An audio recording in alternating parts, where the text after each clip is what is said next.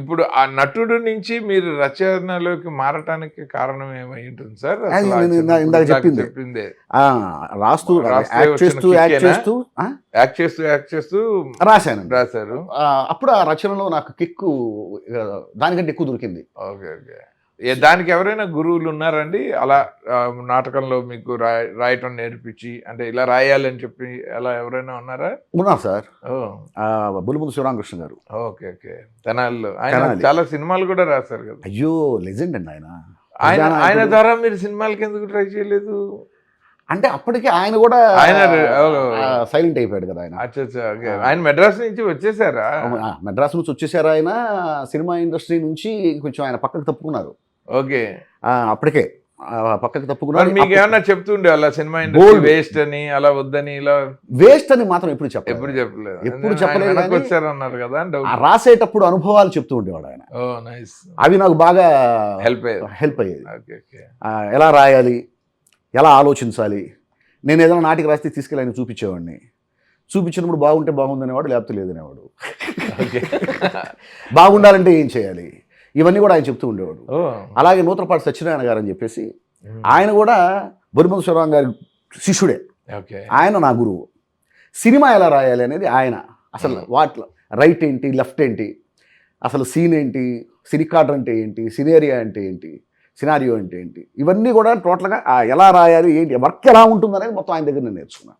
Discussions ఎలా ఉంటాయి ఇవన్నీ. మీరు నాకు ఒకటి ఎప్పుడు బాగా నచ్చేది ఏంటంటే, ఇప్పుడు మా గురువు గారు పరచూరు వెంకటేశ్వరరావు గారు ఉన్నారు. వాళ్ళ అబ్బాయి హీరో అవుదాం అనుకుని అతనికి పాపం ఏదో క్యాన్సర్ వల్ల అతను ఇదవ్వంగానే అతని పేరు మీద నాటకోత్సవాలు పెట్టి 30 సంవత్సరాలుగా చేస్తుంది. అవును. మీరు నాటకం నుంచి వచ్చి సినిమాల్లో బిజీగా ఉండి, రచనలో బిజీగా ఉండి, మీరు 4 రూపాయలు సంపాదించుకునే వయసులోనే జస్ట్ ఒక ఎమోషనల్ కారణంతో మీరు మళ్ళీ ఒక రంగస్థలాన్ని బతికించడానికి మీరు తెనాల్లో ఒక పరిషత్తు ఎన్నేళ్ళ నుంచి సార్ రన్ చేస్తున్నారు? ఒక 10-15 ఏళ్ళు అవుతుందా? 2018 నుంచి స్టార్ట్ చేశాను sir. 18. 2018. Okay. Okay.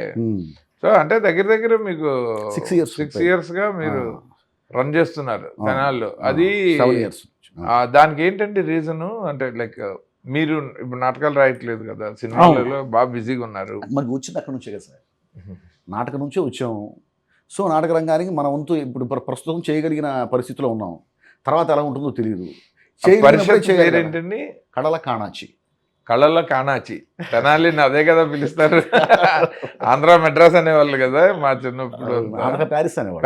Andhra Paris. Correct. Andhra Paris అనేవాళ్ళు. కళల కాణాచి అని పేరు. కళల కాణాచి. సో ఆ పేరు మీదే నేను కల్చరల్ ఆర్గనైజేషన్ రన్ చేస్తున్నా. సో కేకే అని సింపుల్గా. కేకే.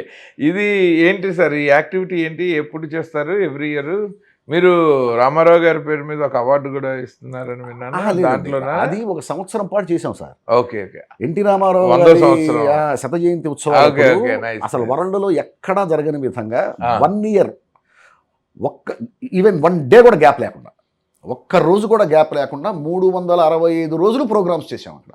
బా, ఎలా కుదిరింది సార్? అసలు ఎంత నెట్వర్కింగ్ చేయాలి? అవును. దానికి ఆ బ్యాక్గ్రౌండ్ మొత్తం ఆలపాటి రాజా గారు ఆయన. ఓకే. ఆయన లేకపోతే అది జరిగేది కాదు. నేను జస్ట్ ఆర్గనైజ్ చేసేవాడిని. ఆ ఫైనాన్షియల్ బ్యాక్గ్రౌండ్ మొత్తం ఆయన. అలాగా 365 డేస్ అండి. అద్భుతం కదండి అది. నిజంగా రామారావు గారికి మీరు ఇచ్చిన ఒక గొప్ప నివాళి అది.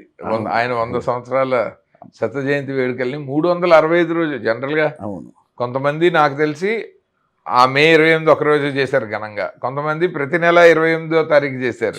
అవును. 365 రోజులు 100వ సంవత్సరం చేయటం అనేది మొదటిసారి. 365 డేస్ చేసింది మేమే. మీరు ఒకళ్ళే. అది నాకు కొమ్మినేని వెంకటేశ్వరరావు గారు అని చెప్పేసి ఆయన నాకు అండ. నైస్ అండి. ఆయన లేకపోతే చేయగలిగేవాడిని కాదు. మీ రాబోయే సినిమాలు ఏదైనా అనౌన్స్ చేసేయగలిగితే చెప్పండి. ఇమీడియట్గా వచ్చే సినిమా ఏదైనా ఆల్రెడీ పబ్లిక్ లో ఉంటే. ఇప్పుడు ప్రస్తుతం బాలయ్యబాబు సినిమా జరుగుతుంది సార్. గోపీచంద్ మల్లేన్ గోపీచంద్ గారి సినిమా జరుగుతుంది. జై హనుమాను ప్రశాంత్ వర్మ జై హనుమాన్ ఓ జరుగుతా నైస్ ఉంది. నైస్. రామం అని చెప్పేసి మీరే వేణు దోనేపూడి గారి బెల్లంకొండ సాయి బెల్లకొండ సాయి శ్రీనివాస్ గారితో అది కూడా త్వరలో స్టార్ట్ అవుతుంది. ఓకే. కృషి గారిది ఒకటి చాలా భారీ ఎత్తున పాన్ ఇండియా మూవీ, అది ఓ నైస్ అండి. ఒక యానిమేషన్ మూవీ, ఓకే దానికి వర్క్ జరుగుతూ ఉంది. ఇంకా 2 ప్రాజెక్ట్స్ ఉన్నాయి, అన్నీ జరుగుతూ ఉన్నాయి. సార్ ఏఐ వచ్చి ఆర్టిస్టుల వ్యవస్థని, దర్శకుల వ్యవస్థని, కెమెరా వ్యవస్థని, ఆర్ట్ డైరెక్టర్ల వ్యవస్థని అన్నిటినీ కొట్టేసింది, కానీ మీరు మాత్రం ఎట్లా రాస్తున్నారు సార్? ఏఐకి డైలాగులు కావాలిగా, యానిమేషన్కి ఏదైనా స్క్రిప్ట్ ఉండాల్సిందే. ఇది అన్యాయం సార్. తొండి సార్.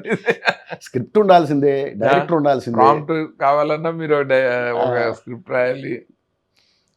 మీరు ఎలా how are you enjoying it అండి, ఈ కొత్త టెక్నాలజీతో వర్క్ చేయటాన్ని? అయ్యో, చాలా స్ఫూర్తిదాయకంగా ఉంటుంది కదా సార్. అది నిజంగా ఇప్పుడు ఎప్పటికప్పుడు మనం అప్డేట్ అవుతూ మారుతున్న దాంతోపాటు మనం కూడా మారుతూ ఉంటే అసలు ఆ కిక్కే వేరే ఉంటుంది సార్. మనం మారకుండా అక్కడే ఉండిపోయి మార్పును తిట్టుకునే వాళ్ళు కొంతమంది ఉంటారు. అవును, వాళ్ళు ఎంజాయ్ చేయలేరు, ఎంజాయ్ చేయలేరు. అవును, కరెక్ట్గా చెప్పారు. అవును. సో మీ నుంచి వచ్చే యానిమేషన్ ఫిల్మ్ కూడా చాలా గొప్ప సక్సెస్ అవ్వాలని మనస్ఫూర్తిగా కోరుకున్నాం. మీరు రాబోయే అన్ని సినిమాలు అన్ని సక్సెస్ అయ్యేవి సార్. మీ కీర్తి యశస్సుల్ని మరింత పెంచేవి కావాలని, మీరు ఇలాగే మమ్మల్ని ఎప్పటికప్పుడు మీ కలంతో మమ్మల్ని అలరించాలని మనస్ఫూర్తిగా కోరుకుంటూ నాకు ఈ అవకాశం ఇచ్చిన అలాగే మీ దగ్గర ఉన్నటువంటి బెంగళూరు నాగరత్న స్క్రిప్ట్ కూడా తొందరగా బయటకు వచ్చి సినిమా సార్ కోరుకుంటూ తప్పకుండా అది కూడా త్వరలో పీపుల్ మీడియా ఫ్యాక్టరీ వాళ్ళు తీస్తారని ఆశిస్తూ, ఈ అవకాశం ఇచ్చిన మీకు, సాక్షి టీవీకి, చూస్తున్న ప్రేక్షకులకి అందరికీ ధన్యవాదాలండి. Thank you sir.